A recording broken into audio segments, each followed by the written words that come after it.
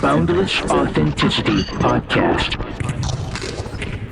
Thanks for tuning in to the Boundless Authenticity Podcast. You guessed it, where we discuss everything related to the evolution of human consciousness. Today, our return guest, Heidi, who is a cult survivor, ex-Mormon, as well as a researcher and host of the Unfiltered Rise Podcast, will be answering a fundamental question. Is there a connection to the CIA and the Mormon faith? Now, the connection between the CIA and the Mormon Church, or the Church of Jesus Christ of Latter-day Saints, or LDS Church, or whatever you want to call it, it's a topic that has been speculated upon by researchers and critics, but it's not widely discussed in mainstream sources. I wonder why that could be. So if you're exploring this connection, it's essential to approach the topic with critical thinking and open-mindedness. Heidi, how's it going? I'm good. I'm excited to be here. I'm excited to talk to you about this. And we were kind of talking before we went on about soulless corporational greed, right? We're going to get into soulless corporational greed. I want you to check out these photos I present later and their eyes. Yeah, because I'm pretty sure they got some issues going on. But as always, I love to bring a slideshow because I feel a picture is worth 1,000 words. You have to understand the Mormon community to understand the fact that they are in a cognitive dissonance perpetually, and they do not really like to accept things that are negative, and it's just been bred into us. And I was once one of those people that would have said, if somebody presented me some information, even with facts, even with, go Google it, go check this, I would have still said, that's not real. Like it's a spell. I truly believe it is a spell, but you know me and my crazy theories. Yeah, well, you know what I talk about. And I mean, I say these things with love, and people don't see it that way because there's also a lot of compassion and empathy applied to it because I've been a human being my whole life too.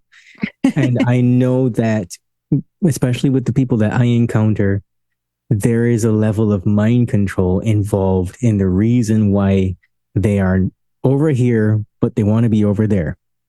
And it's just like that in every arena of life. It doesn't matter where you're from, what your culture is, what you believe, you are probably under mind control. You are probably denying the reality of something in your life. And every religion seems to have that same basic, fundamental, subconscious framework where in order for you to buy into it, you must be asleep to a whole other side of things that you don't even understand. You don't know if they're true. You probably deny some part of your own human existence. You probably deny things that are painful in your own life. But the reason that you get involved in something on such a strong level is either because you were born into it or you experienced crisis. And crisis as a word sounds worse than it is, but crisis in the context of any psychotherapeutical or counseling or helping modality means there's a disconnect between how you feel and where you are, your life circumstance and the situation you're in, and where you actually want to be with your emotional state of being. But people have been brainwashed. We all have. And the only person that is responsible for fixing that is us. Because when it comes to the deep rewiring and the questioning of beliefs, only you can do that. No one else can do it for you. There's no podcast on the internet that has the answers for you. There's no book in any bookstore or on Audible or any of those things that has the answer for you. Ultimately, you have to come to grips with the truth of what's going on. I'm going to end my speech there and let you talk. I love that. I actually think it's really important what you said today, because we are going to get into a little bit of mental health problems here. And it's just the way it went on this journey, which I'll hurry and push present, because I think that it's so important for people to understand that people do not comprehend what other people will do to actually try and semi-fix their life, right? This guy is that we're going to speak of, and I'm trying to share here. It just says, I have to have your permission. Let's see. There we go. So I feel like this all started because of the fact that this guy had a really screwed up life. And unfortunately, it's funny that we can't like go back in time and be like, oh, sorry about it. You know, we would love to help you, but we just simply can't. Okay, let's see if we can you see this okay? Yep. Okay, perfect.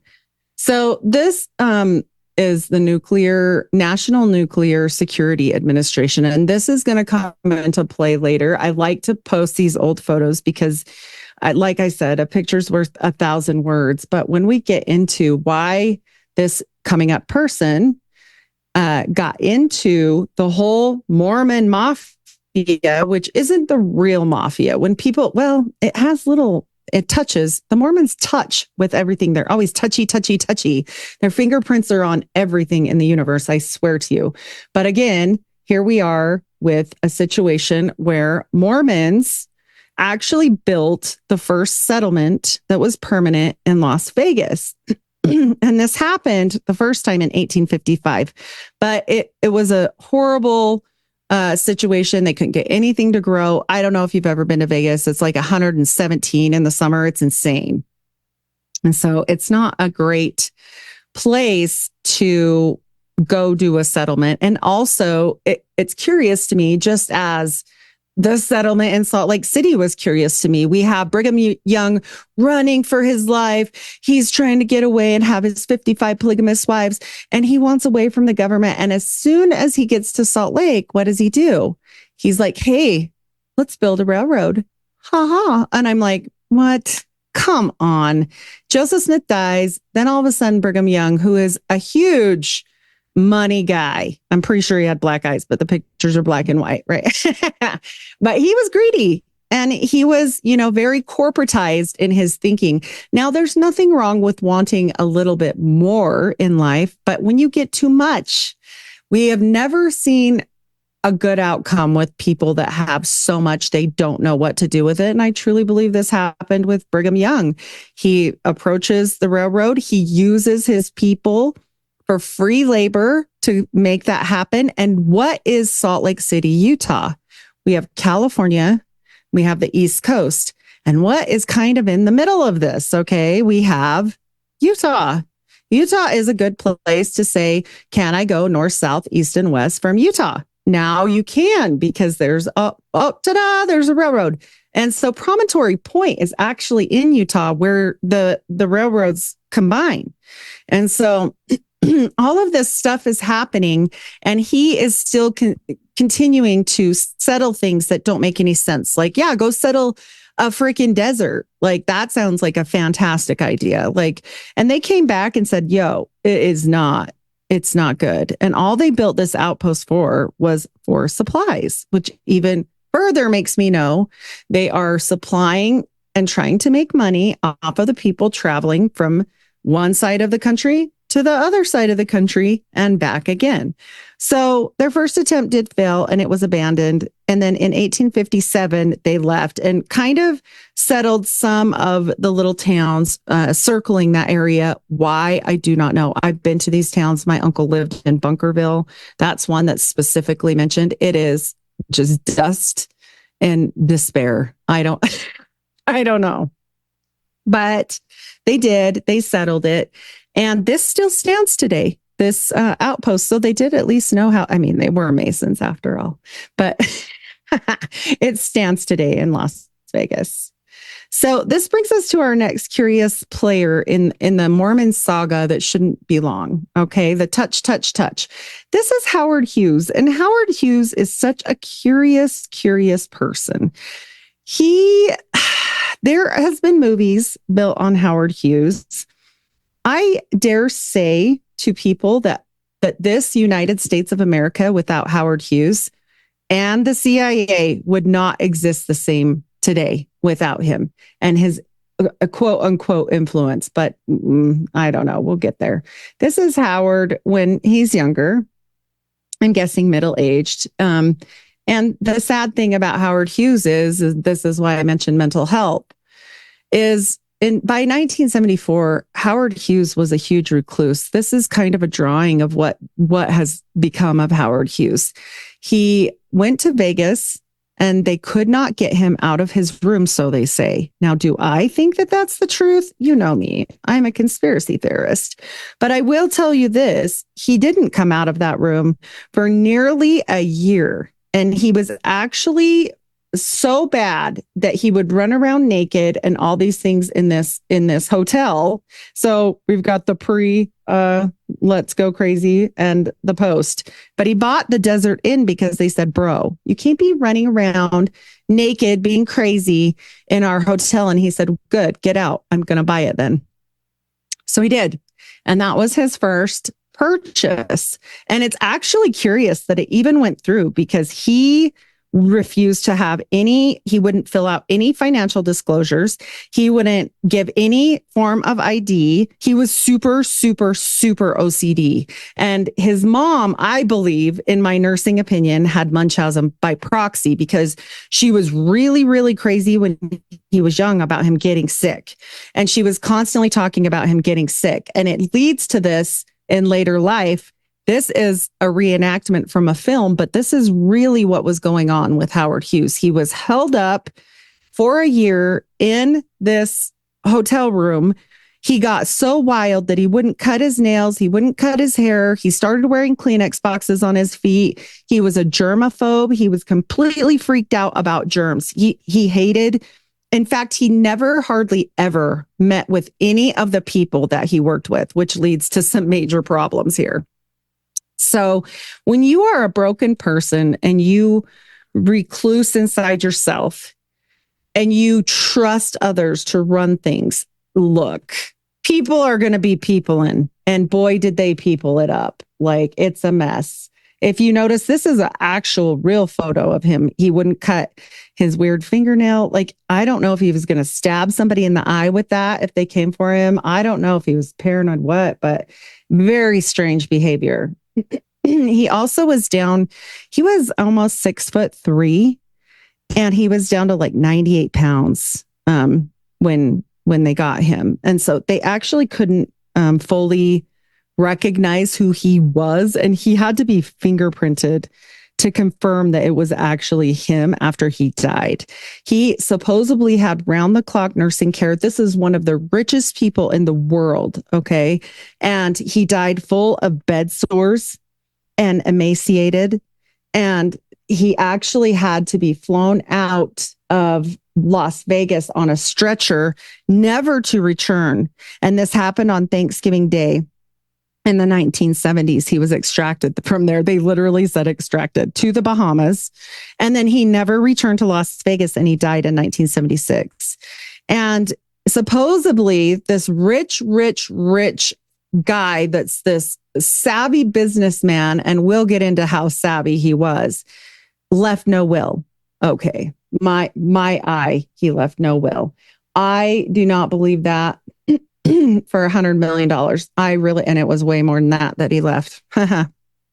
So Howard Hughes, why is he even important, right? Like, why does he matter? He was this drug addicted guy.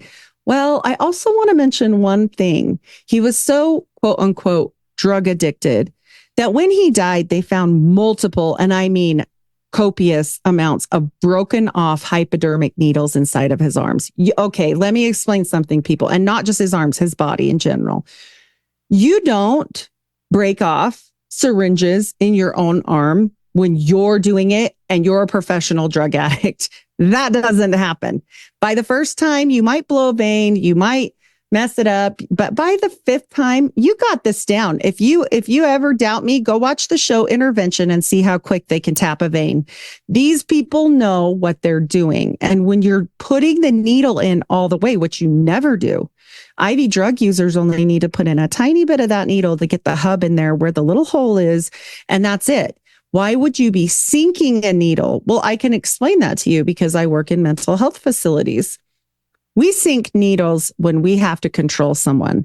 We sink needles and possibly could have a needle break off when we are holding them against their will and have to do that because they are going to harm themselves or another person. Now, do I think maybe he was going to harm himself? I don't know. He seems more of a passive recluse from what everybody describes. He wasn't described as violent. He wasn't described as a menace. And it's just completely sad that this all happened to him. And it's going to come into a reasoning as to why this is important. But he is integral in not only the Mormon mafia, but this country in general, even to this day. So one of the things that the CIA is associated with in true James Bond fashion, right, was this Glomar explored open to the lower massive grappling claws, capable of bringing up parts of a submarine. And he was the one that funded this. And this was an actual project that is now declassified. And he was the one that backed this project. In fact, he backed many projects for the CIA, which I find super interesting because why on earth does a movie star care about a CIA operation, right? That doesn't make sense. And he's involved with the CIA a lot. That project, in case anybody wants to look it up, is called Project Azorian, Azorian. And he was completely like in the midst of it. And he was, they were trying to pick up this submarine off the bottom of the ground. Not only that, but he owned the Spruce Goose. He also owned multiple other strange things that were like kind of associated with flying and boats and all this stuff. And he becomes an owner of multiple companies. And with that, he needs help because this guy is completely, he's a recluse. He's not going to meet with anybody. He's not going to talk to anybody in person, hardly at all, ever. And so he ends up hooking up with this guy right here. And this guy's name is Bill Mayhew. And he is the only non-Mormon in the Mormon Mafia. So Mayhew was a detective firm history, but he had also been in the CIA and the FBI. And I have to tell you guys, his life, Mayhew's life, is actually what 007 is based off of. And so, can you hear me okay? Uh-oh. Yeah, I can hear you just fine. Oh, okay, good. So his life was based off of 007 was based off of him. That's how integral of CIA, FBI ops we have here. So he was originally hired by Hughes and introduced to him because of his wife, Jean. His wife, Jean, he was kind of obsessed with her. And I think I did include a picture, but let me look really quickly. But he couldn't, it's so strange. He wouldn't be around her. And he just wanted to look at her for 20 minutes a day and then let her go on her way. I didn't, but she's really pretty. And so if she would let him just look at her for 20 minutes, he would let her go. He's never had children. He was never like that. I don't even know with his severeness of OCD if he would be able to have actual physical contact, but I'm not in his bedroom, so I don't know. I just know that he was really strange with her and she lived like in a different room. She lived in different area, like all the things. And so, but he was so obsessed with her that literally when he had moved to Vegas, the first place he stayed, I think was one of the places, let's see, with her. And it's called the Green. Let me see. It's a pretty weird story. The Green Room or something like that. And he ordered it to never be changed ever again and kept it that way for the rest of time. Like it was like a time capsule. And that's real, like just because like they had time there together. It was super crazy. And so he lived there for a year, then ordered it to be kept exactly the same and never returned. So that was actually called a small 5-room cottage near the desert inn called the Greenhouse. So, and I don't even know, maybe it's still like that for all we know. It could be. But this Mayhew, like I said, he was in the CIA. He goes clear up, you guys. I have to tell you, this guy goes into Saudi Arabia King, Onassis, Nixon. This guy's a former spy. He delivered a ton of politicians and Nixon. And I'm telling you guys, he's all over the board. Well, at first, when he's introduced to Howard Hughes, he's integral because he's undercover with the mob. And you can't just come into Las Vegas at this point and be like, yo, we're going to just take, on another little casino or whatever, because the mob was running it. And the mob had to pay homage to the people. And we've all probably seen Casino. That was real. They were skimming off the top. Everybody was taking a cut. It wasn't organized. It was all crazy. And so for this, he was with and associated with Sam Giancana. And Sam Giancana is not a huge mobster. Like, he's just not. I'll pull his picture. Sam Giancana is really kind of an unknown. I mean, there's a little bit known of him, but he's not overly excitingly known. His nickname was Momo. And, you can look up a little on him, but he was from Chicago. He was part of that whole CIA or mobster branch, while Mayhew was part of the CIA trying to infiltrate it. And so he kind of brings them together. And also, the only other thing Sam Giancana is known for is he directly helped JFK get into office.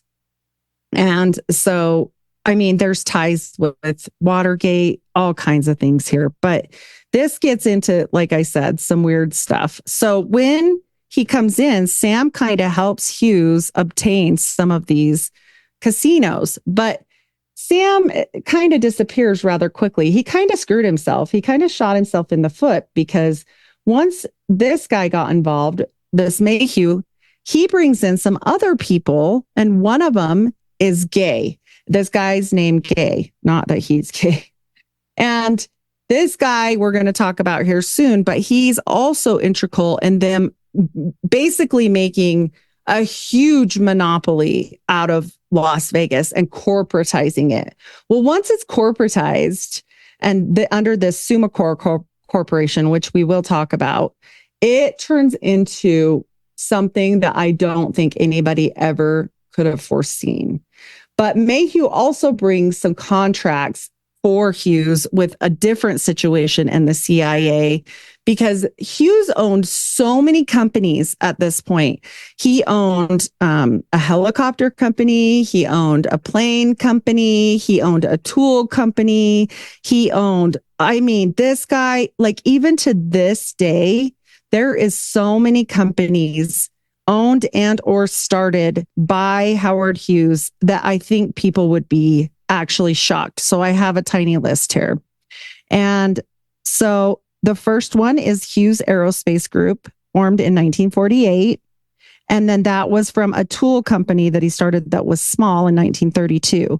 Then in 1953, he starts the Howard Hughes Medical Institute. Then he also forms a helicopter division called the Aircraft Division inside of the actual plane company.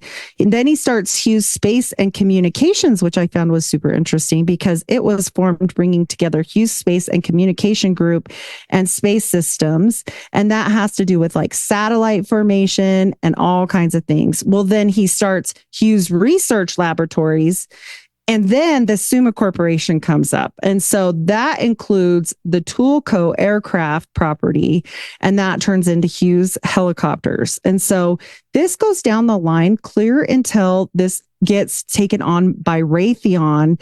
And actually, to this day, these Hughes companies are acquired by some of the biggest things in the world, including the Hughes Electronics was merged on the satellite part for Direct TV, and GM, and aerospace defense technicians. Hughes Aircraft, like I said, turned into Boeing eventually through Raytheon. This gets crazy. Like, you would never believe this, like this seemingly like, okay, he's a movie star. Like, who cares, right? No, I'm almost certain that he himself was CIA. He's CIA affiliated, but he wasn't confirmed CIA, and the CIA won't comment on it. Well, so Mayhew brings in these mobsters. They eventually run him out of town, and I'll tell you how that happens. But also, he brings in these contracts for the helicopter business through them for the CIA, and they are like exclusive for the CIA. So when we're talking about this stuff, like he was kind of the integral side guy, but all of a sudden, this other guy pops in, and the E. Perry Thomas and Frank Gate, and they kind of kick him out. And those two are Mormons. So they basically said, oh, he was stealing. Mayhew's stealing from you. You should fire him. He's causing all kinds of problems. And so actually, he was disparaged out in front of everyone, basically said he couldn't get another job because Howard Hughes had disparaged him so bad, and basically said he was a thief. And so after that happened, it got really ugly for him as far as being able to get a job or anything. So this gets into E. Perry Thomas, and I have to tell you his nickname. E. Perry Thomas was a Mormon. He was from Salt Lake City, and he actually was the first banker to open up lending to casino operators. He acted as a buyer for Hughes, and he is known as the silent kingmaker. He's in control of everything at this point. And honestly, like he took over in such a huge level that Howard Hughes ended up like buying up so many things. I mean, he was buying like all kinds, like the Gold Nugget and like all these other casinos. And it just like led into this crazy finance, like basically empire. It wasn't even just a corporation. This is an empire at this point. And so, you know, this other guy comes in to help out. This is the banking side of things. Oh, I hate when it does that. And E. Perry Thomas, again, there's an updated photo. And then he also is going to be integral in later at where Vegas goes, because this is Steve Wynn. Or I mean, yeah, it's Steve Wynn. Wynn is the last name. I can't remember the first name. So he actually ends up helping him a bunch with everything. And remember, he's the one that gets to decide who goes where, what, how, why, because he's kind of over everything. He's integral in the Sumacor Corporation. And you have to know that actually he has a history of being in the CIA as well. So these people are all made, they're being aligned with him on purpose. They're all just basically taking mad advantage of this guy. And I just think it's strange that, you know, they even cared. I mean, why would they care about this movie star's empire? It doesn't make any sense. But we're going to get into another guy. This is, he actually was a senator until he passed away. I think because they're forever, right? And it's Bennett. He was involved in everything. And he was one of the first Mormon senators that was able to serve like for them. And so it was very strange that all of a sudden he comes into play on this. And I'm sure that E. Perry Thomas hooked them up together. The thing about this guy is, not a lot of people knew, but he was also CIA. It came out in the Watergate scandal because he was a part of the whole thing. And really, Howard Hughes wanted Nixon in and he wanted to control him. And so this guy here is a big part of the Summa Corporation. He actually ran it for 4 years. And like I said, again, we're talking about the CIA. So we've got another guy that comes on the scene. Oh, let's read this really quick. So it just tells you about not the whole thing, but just how he kind of got in. He had originally been a chaplain, and then he got into chief congressional liaison in Department of Transportation. And then he ends up with Howard Hughes with that clientele. And then later was discovered a company was CIA agency front organization. So these companies aren't even necessarily quote unquote real, right? So they buy companies, they're making tons of money. Everybody's just using this guy's name, literally. And so this is one of the people leaving the Senate Watergate committee hearings. I believe that was Mayhew or Chester Davis. Oh, Summa Council, Summa Corps. So this is another one on Summa Corps. And we'll get to this one in a minute. We got to get to, where did it go? Let me go back out. We got to get to Gay. And so I know his last name's funny, but that's actually his last name.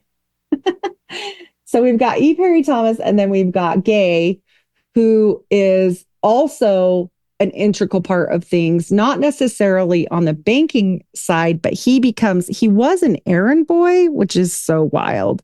He just becomes this errand boy. And then all of a sudden, next thing you know, I think that's Perry Thomas again. Maybe I didn't put his photo in. I'll be sad if I didn't.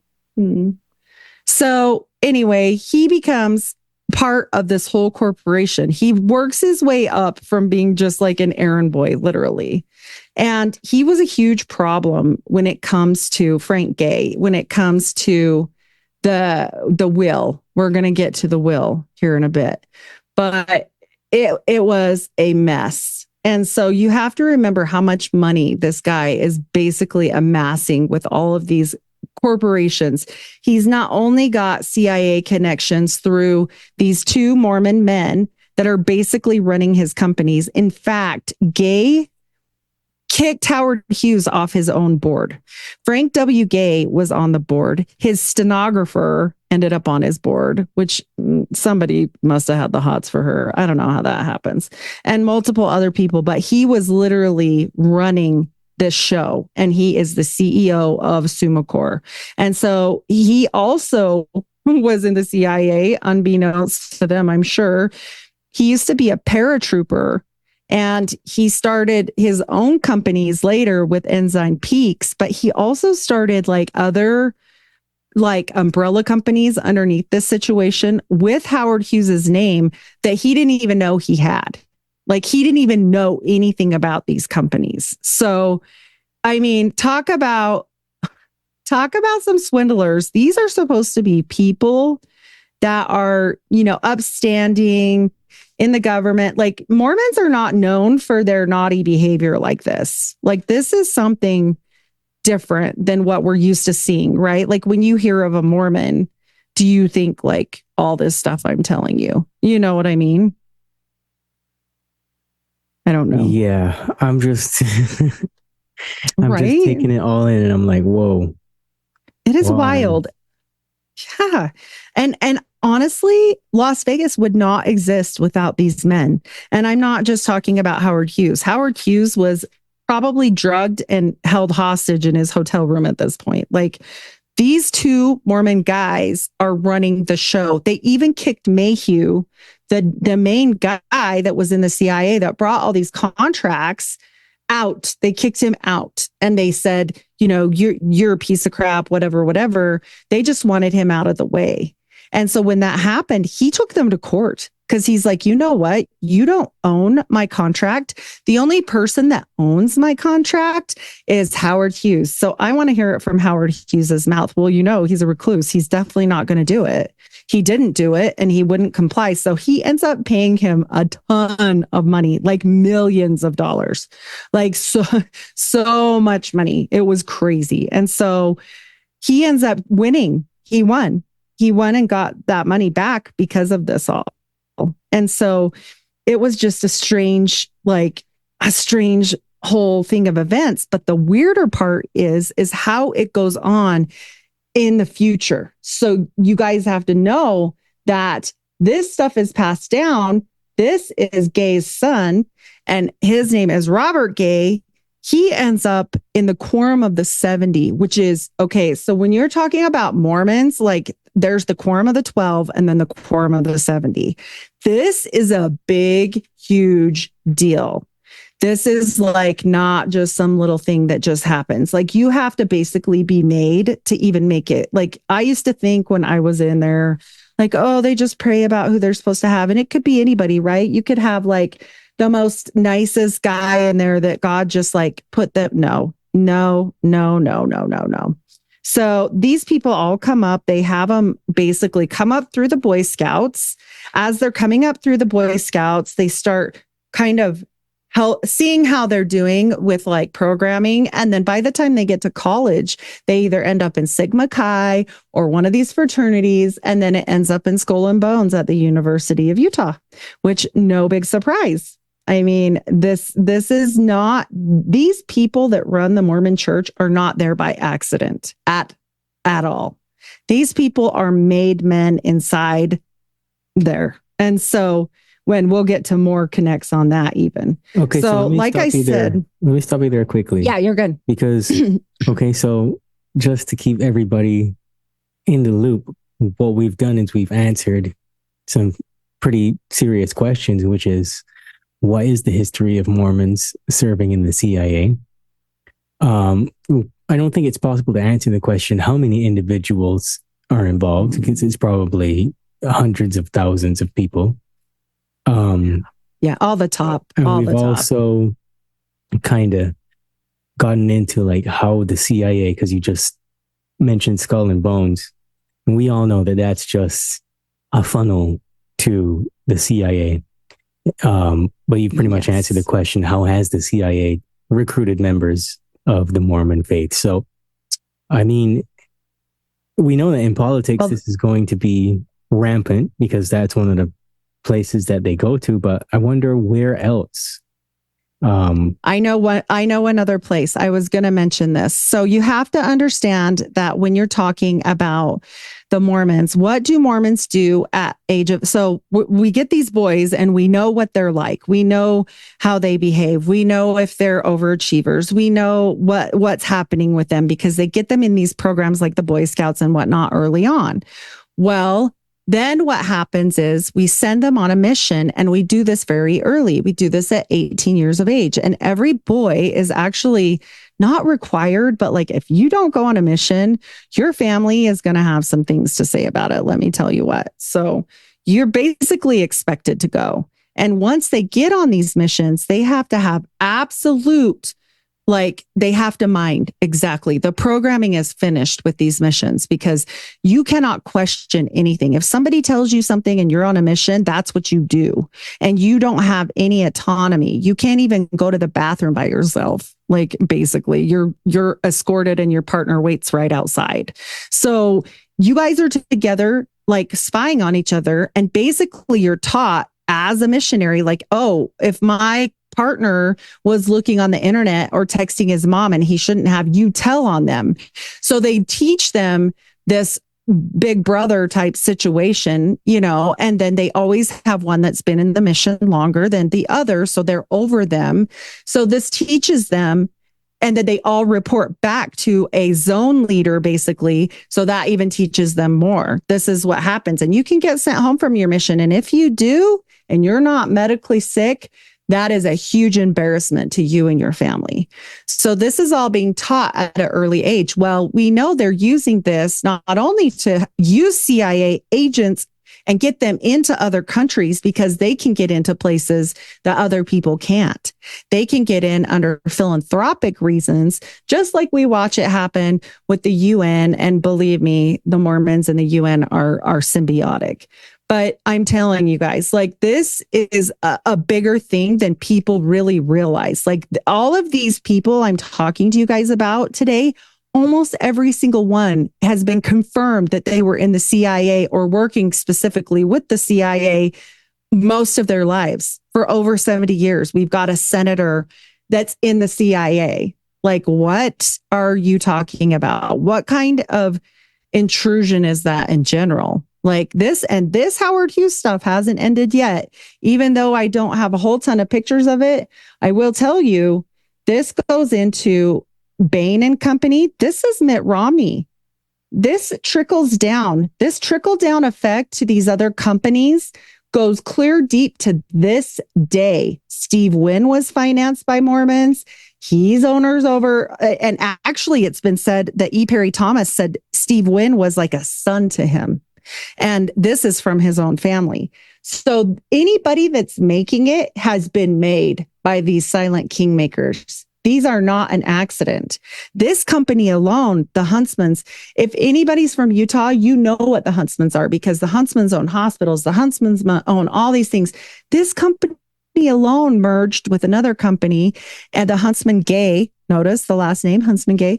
They merged together and they have over 7 billion of capital commitments. Like, we're not, the aggregate transaction value, 50 billion. This firm is huge. And this is only one of a few that continue on to this day. Not only this, but also, fun fact, George H.W. Bush worked with Howard Hughes, and we'll just go back to a Howard Hughes picture because that's it for these. But Howard Hughes owned an island that they used to actually spy on other people through CIA raids, and that was through Zapata oil. And actually, the Mormon Mafia leased these islands to the CIA from Hughes to raid on Cuba. This is like way bigger than people can ever comprehend. This is wild. This is stuff that you would hear and you would say, oh, that can't be true. No, it's true. And then on top of it, we're talking about, okay, we go outside of Vegas. We get into the prophet that's coming up here soon after, which is Spencer W. Kimball. Spencer W. Kimball actually left a really important activity he was at for the prophet, and he went to go meet with the Hashiga, I wrote it down, people that were there visiting, like all of a sudden, just boom, went to go meet with them. I'll look at the name. I have it written down here, but I'm just like, what is going on? Like, why? I get that the prophets have to go meet with important people all the time, but that seems really out of pocket. You know, it doesn't seem like something necessarily that the prophet of the church should care about. Like, why is he leaving meetings to go see these people? You know, it doesn't make sense. It's all very highly connected. And I have to tell you, it's connected also through the Rotary Club, because Spencer W. Kimball was one of the top Rotarian members. And when he became called to that position, he actually said, I'm super upset with having to do this because I'm going to miss all my Rotarian stuff. And LDS Abuse does a great podcast on this. I just had it on my podcast. He's done a lot of deep dives on the Rotarian side of things. Like, it's crazy. Like, under the Rotary Club, the people that you would never think meet, right?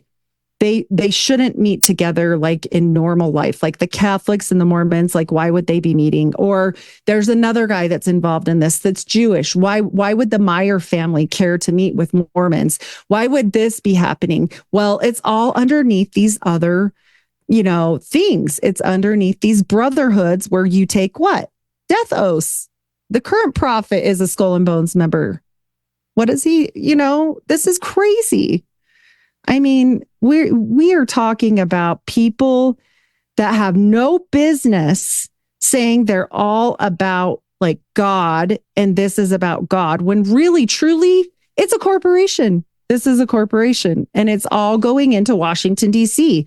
And this didn't end when he died. Like, Howard Hughes's empire was taken over because the will took 34 years to resolve. People, if you don't have a will, hear me again. 34 years to resolve this because it was such a mess. Gay was actually fingered as trying to destroy the company. He was actually the one that said the Mormon will, because people said he left everything to the Mormon church. And there was this fake will, and a bunch of fake wills came forward. Well, they found out that no, they were probably all fake. They weren't for sure, but Gay could have gone and testified, no, I saw him write that for the Mormon church, and maybe he did and maybe he didn't. But I'll tell you what, he had a better standing taking over the health part of it. Like I told you, he started the Health Institute thing. Gay went there and took over that until he died. Like, he had more power and money saying no to the Mormon church. Like, no, I'm going to do this. Because if he bows down, then he loses some of his, money. And so he did not back the church with any of that. So I have to tell you guys, like, this goes into nowadays too. And this is also super interesting. When you look at the philanthropic side of things, and I mentioned the New World Order, when you start looking at all of this stuff that I bring forward, okay, and even Spencer W. Kimball, like I said, I have not dug deep into him, but in the CIA journals, it was mentioned 1977. You guys can look it up or watch LDS Abuse. He goes into this a little bit. But these people are in constant contact with the government. This is like a government committee. These people are not placed there by accident. But to this day, the top 10 holdings of the Church of Jesus Christ of Latter-day Saints are the following. Microsoft is number 1. Number 2 is Apple. Number 3 is Alphabet. Number 4 is Amazon. Number 5 is NVIDIA. Number 6 is Meta. Number 7, United Health Group. Number 8 is MasterCard. Number 9 is JP Morgan. And number 10 is Tesla. And since I mentioned Tesla, I just want to mention to you guys, Jared Birchall, the CEO of Neuralink since 2016. Oh, he's a Mormon too. The Birchall family, they have no business being over as a CEO. It makes no sense. He doesn't have the education or the backing to even be in that position. So why is he there? Why was he even there? It makes you wonder, and guess what? They also were over. They were also over something called the Boring Company, Boring, for Morgan Stanley. This was founded by Musk. They met at Morgan Stanley. Then they started this Boring Company founded by Musk. And guess what they built? Tunnels. The Boring Company is in boring out a hole. Not boring as in go to sleep boring. No, not at all. Yeah. And so these people, like, that people want to trust, I'm sorry, but like, especially with the Mormon Church, do you know who the number 1 landowner in America is right now for farming? I do not. It's Bill Gates. Do you know who the number 2 is? I do not. It's the LDS Church. And what is their number 1 shareholding? Oh, that's right. Microsoft. So is it one big corporation and one world order already? And I'll tell you guys something. The LDS Church is worth 160 plus billion that was just found in a hedge fund. And they said, we're saving it for the end of the world. And I quote, the end of the world. Now, when you've got these people that have money like this, and that's just what they found, if they're admitting to that much, get the heck out of here. It's way more. I speculate, and I speculate this really with quite a bit of backing behind my research and everything, that the Mormon Church has actually rose almost to equal playing field with the Catholics, and or they are actually above it, because Rome, for the first time ever, the Vatican is there. They've never allowed the Mormons to build a temple there or buy there. And guess what they just did? Very recently, they just built a temple right next door. It's literally right next door to the Vatican. So, of course, they didn't take it over, but they sure are neighbors. And I'll show you this picture where you can see the prophet of the church. And he is the Skull and Bones / Allen Key member. And he is holding this Peter's key. And you tell me what's going on here. Like, he is holding the keys to the kingdom with a Masonic grip. Yeah, buddy. Yeah. Yep. These things are so intricate in detail. Like, you have to notice the small things. The one thing the Mormon Church certainly did, and I will tell you guys this for a fact, is they saw things that the Catholics did and they copied it, like Opus Dei, like missionaries, like, getting their way into certain areas that they really shouldn't be at and monopolizing them. Like, they'll go in with a relief check for people and they'll say, oh, okay, you had an earthquake. Well, here's some money. But by the way, while we're here, we know a guy that does concrete and he can come here and build your buildings better. And we know a guy that, does food and he'll donate food if you let him do this here. And, we know a guy that builds hotels like the Marriott's. That's a Mormon owned branch. That's Mormon owned. And we can have him come and help you. And all of this goes in one big circle. No wonder the Rotary Club has a circle in it, let alone Masons. You have to understand it's not just Rotary. It's Masonry, Rotary, Mormonism. All of this stuff goes together. And people keep saying, I wonder when the one world order will come. And I'm like, it's here. You missed it. It's been here for a long ass time. Yep. And now we're really screwed because the people that are feeding you, the people that are growing your food are Microsoft and the Mormon Church, which I don't trust either one of them. And even if you grow your own food, say you grow your own food, okay, they're still spraying the skies with crap constantly. Like you're not going to escape it. They're polluting water, they're polluting food, they're polluting everything. And these people are almost too powerful to fail. Like you've heard that in banking, right? They're too big to fail. And they're not going to let them fail. But I'll tell you what, it doesn't look like they're failing one single bit. Not even a little. Nope. No. Nope. They have made it. Yeah. That's something that's just been annoying me lately, especially with all this Trump stuff. And you got all of these super Christian people and New Agers and everybody, and they're like, oh, the Matrix is crumbling. And I'm like, no, it's not. The Matrix doesn't crumble.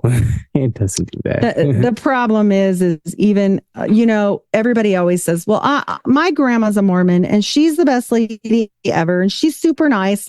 So blah, blah, blah, blah, blah. I'm like, I'm not talking about your grandma. I'm talking about people at the top. And whenever you get at the very top of something, it isn't going to be what you know. They're keeping you dumb and blind in the middle. They don't want you to know this stuff. Do they want Mormons to know Microsoft is their number one, shareholding? I highly doubt that. Most people don't trust Bill Gates as far as they can throw him. I mean, let's be real. I mean, first of all, Bill Gates looks like somebody's grandmother. He does. He looks evil. No, like an evil grandma, like in a crazy evil story. Yeah, exactly. Yeah, scary. Yeah. But that is a fundamental point for people to really put their minds to.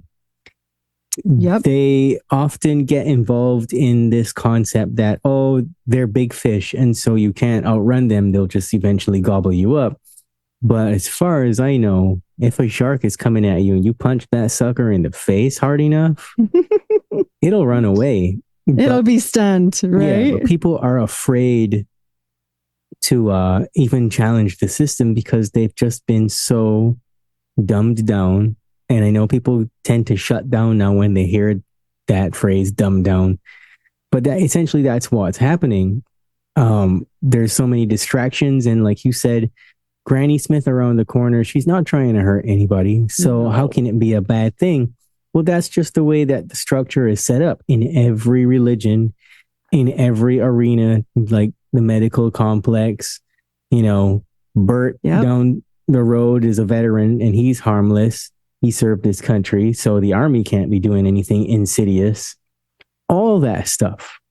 Yeah. And it's all infiltrated. And this stuff, I could go further, but like at some point it sounds crazy and I need to add a few more things like to make it solidified. But like when you're talking about the military industrial complex, I just gave you a bunch of examples about how President Bush was using a movie star to rent his islands to spy on a country in Cuba.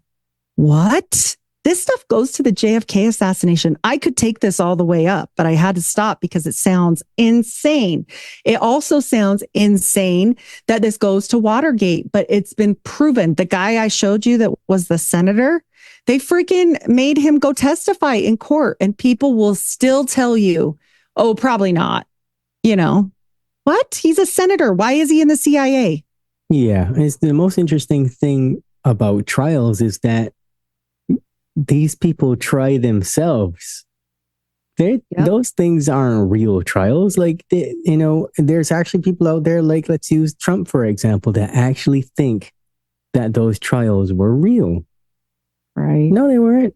He's one of them. No. Exactly. And that's the problem, is that you're never, I always tell my husband, because he really likes Trump. And I'm always like, look, I hate to be the black pilled person here, but I'm just going to tell you, and we can stop sharing whatever. I don't know. Well, where? Oh, there it is. I hate to be the black pillar that goes around like with her head kind of down on this, because would I like Trump to save the world? Yeah, sure. Cool. I would love anybody to save the world. But like, I don't think billionaires save worlds.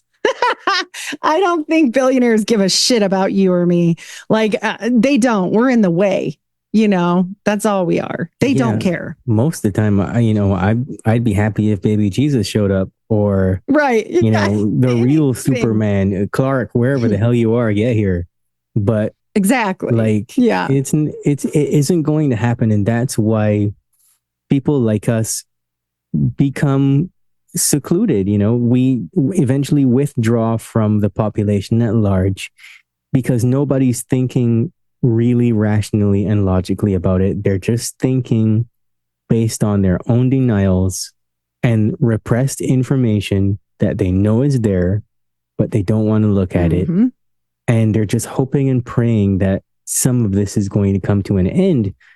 And I get it. It's scary, but at the same time, what do I always say? The only pathway to total freedom is personal empowerment. That's the only way. But I don't think we'll ever really reach a critical mass. I'm still out here trying to reach as many people as I can, but look at how many people have come and gone with the same fundamental messages as all of us. And they've just all been laughed at or ignored. Right. Completely. And we get called conspiracy theorists, right? We're crazy conspiracy theorists, you and I. Yeah. And even before that was a word, even before that was a thing, there have always been people who have tried to say what was going on out there, and it just doesn't work. And and they're all, it's like, these are operations. Like, I can tell you guys, go look up Operation Gladio. Go look up that other operation project I told you. Go look up Project Azorion. Go look up the Hughes Dynamic Co. with IBM. You want to know how it goes to Hitler? It goes through Hitler through IBM. IBM is connected to Hitler. And guess who worked at IBM? Hitler's mom. Not Hitler's mom. Gates' mom. May as well be Hitler. Yeah. And they focus on his dad. Yeah, they focus on his dad because he's the eugenicist. And I'm like, it's always the quiet one in the background. Don't look at him. Go behind that. Go behind that to the mom who's quietly working underneath like some really sketchy crap. And I tried to find the IBM paper, the 1984 CIA FOIA document that I know exists. I've seen it before. I can't find it, not even on Russian Google, because the Mormons before as well. Yeah. The Mormons came in and wanted to look at the IBM stuff. And they were like, and you don't even want to get into, and we could someday, the connection between the Nazis and the Mormons. It is crazy. One of the only people that showed up to help Nazi Germany after it happened was, guess who? Oh, that'd be the Mormons. That'd be the Mormons. Yeah. And like the IG Farben connection and everything is really strong there too. And it's like, it's the way that they sneak in their people. Like, they gather up all their CIA peeps and they're like, we're going to go help Germany because we're good people. No, you're not. You're going to smuggle out all the best and brightest, let alone, Operation Paperclip. And you can prove this to people. Like, I just showed you how all of these companies went into every single thing that we run the world with: airplanes, with healthcare, with all these things. And who did the report on that? You want to know? The Rockefellers. Look up the Rockefeller report on this stuff, you guys. Like, this is insane to me. When you start learning, like, all the rich people are in on it. If they have more than $1 million, I don't give a shit who you are. You're in on it. Like, unless your grandma died and gave it to you. Yeah. And then they're still coming for you to try to get that money from you. Yeah. Give me your granny's money. Right. I'm like, that is scary. And there's a reason why the Bible says it is super hard for rich people to go to heaven, right? It's easier to thread a camel through an eye of a needle. And why is that? That's some wisdom there. You know, whether you guys are biblical or not, that is a wisdom statement because that is telling you something. Like there's a reason why we aren't jetting around the world, because jetting around the world and having money to just they literally burn it. Sometimes the mob will burn cards and money and whatever. They don't care when they're doing all their weird stuff, you know? And I'm like, look, you're talking about nefarious people with white collar crime. And who's worse? If you take my take on it, white collar people, because they're running shit. That's just me though. Yeah, pretty much. And I mean, yeah. That's a great place to end the podcast because you pretty much answered any question that anybody could ask about this. and I know there's more. I'm sorry. Yeah. I'm super passionate about this. The great podcast because I just had to be like, hey, here's this thing and go. And you went. And my notes, I think I dropped them right before I came downstairs. So I had a few other things, but you know, you could go on forever. You know, it's also, please, you guys check out LDS Abuse. He does a lot on the Rotarian side of things, on the Rotary Club. I just dropped an episode with him and it will go even deeper into the whole, like it's a lot. I don't even go to Rotary much because he's covered it so well. So, right. Well, where can we find you? Yes, I'm everywhere podcasts are served. I do have my own website and it's Unfiltered Rise Podcast.com. I think it's podcast. Yeah. Just put in Unfiltered Rise and then put podcast. It'll pop up. And then also I have my own Patreon that we release twice a month, extra shows that nobody else will ever get. I've never released them ever and I won't. And they're about murders, Mormons, and mayhem. And a lot of times we do Mormon murders. And you might be surprised. Ted Bundy was a murderer and he was also Mormon. But also, you know, somebody that gets really skipped on, which is Israel Keys. And I'm going to be doing an episode on him soon. He was a Mormon. So, and he's one of the scariest. I feel like he is so underrated. He is so much scarier than any of the rest of them. He planted kill kits 2 years in advance. Like he is a scary guy, scary, smart person, scary. Well, Heidi, thanks for being on the Boundless Authenticity podcast. Thanks for having me. I love coming on and chatting with you. Sorry, I'm super intense. All right. You will be back, though. You will return a third time. I love it. All right.